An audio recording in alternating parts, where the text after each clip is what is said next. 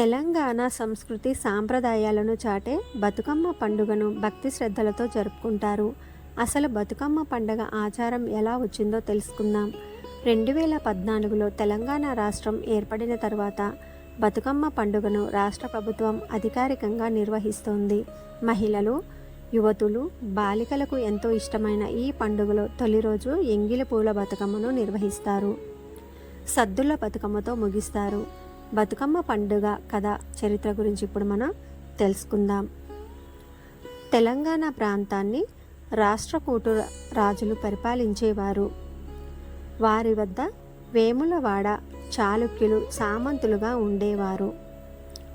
క్రీస్తు శకం 973లో చాళుక్య రాజైన తైలపాడు రాష్ట్రకూటుల చివరి రాజైన కర్కుడిని వధించి కళ్యాణి చాళుక్య రాజ్యాన్ని నెలకొల్పాడు. అతని తదనంతరం కుమారుడు సత్యాశ్రయుడు పట్టాభిషిక్తుడయ్యాడు. అప్పటి వేములవాడలో ప్రసిద్ధి చెందిన రాజరాజేశ్వరి దేవి ఆలయం ఉండేది. మహామహిమాన్వితమైన ఆలయం. ప్రజలు ఆ దేవిని విశేషంగా ఆరాధించేవారు. చోళ రాజులు కూడా రాజరాజేశ్వరి దేవిని విశేషంగా విశ్వసించేవారు. చోళరాజు అయిన పరాంతక సుందర చోళుడు తన కుమారుడికి రాజరాజు అని నామకరణం చేశాడు. క్రీస్తు శకం 985 నుంచి 1014 వరకు రాజరాజ చోళుడు రాజ్యాన్ని పరిపాలించాడు. అతని తర్వాత వచ్చిన రాజేంద్ర చోళుడు కళ్యాణి చాళుక్య రాజైన సత్యాశ్రయుడిని యుద్ధంలో ఓడించి వేములవాడలోని రాజరాజేశ్వరి ఆలయాన్ని కూల్చేశాడు. ఈ ఆలయంలోని ఉన్న భారీ శివలింగాన్ని రాజేంద్ర చోళుడు తన తండ్రికి బహుమతిగా ఇచ్చాడు.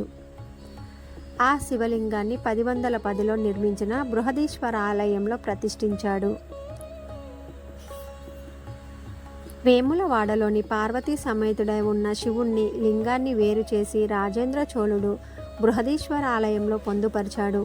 ఈ విషయం తమిళ శాసనాల్లోనూ ఉంది.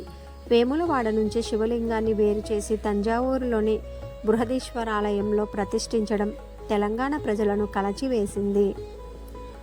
బృహదమ్మ అంటే పార్వతీదేవి నుంచి శివలింగాన్ని వేరు చేసినందుకు గాను తమ దుఃఖాన్ని చోళులకు తెలియజేస్తూ మేరు పర్వతంలా పూలను పేర్చి బతుకమ్మను నిర్వహించడం మొదలుపెట్టారు.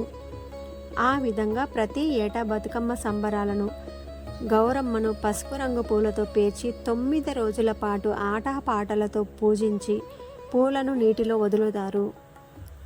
బతుకమ్మ పండుగను ప్రకృతిని ఆరాధించే పెద్ద పండుగగా జరుపుకుంటారు. పూలు బాగా వికసించే కాలంలో, జల వనరులు సమృద్ధిగా పొంగి పొరలే సమయంలో బతుకమ్మ పండుగ వచ్చి భూమి మీద మానవ అనుబంధాలను పెంచుతూ, ప్రేమ ఆప్యాయతలను పెంచుతూ సంబరంగా జరుపుకుంటారు. ఈ సంబరాలు వారం అంతటా జరుగుతాయి. చివరికి దుర్గాదేవిని నిమజ్జనం చేస్తారు.